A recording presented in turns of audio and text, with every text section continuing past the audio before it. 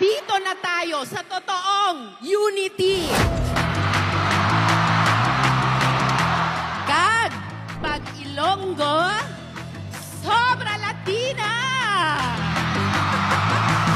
Mga leader na may integridad, mga leader na tapat, ang kakampi ng mga magsasaka at consumer.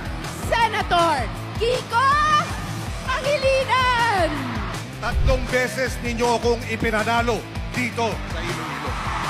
Dahil nagtiwala kayo, kinakailangan ang sukli sa tiwala ninyo ay tapat at totoong serbisyo publiko.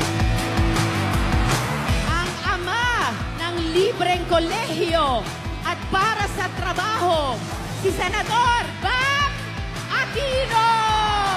Ang puso po ng batas para sa libreng kolehiyo, walang hahadlang sa isang kabataang Pilipino na nais makapagtapos. Walang pipigil sa isang kabataang nais makuha ang trabaho.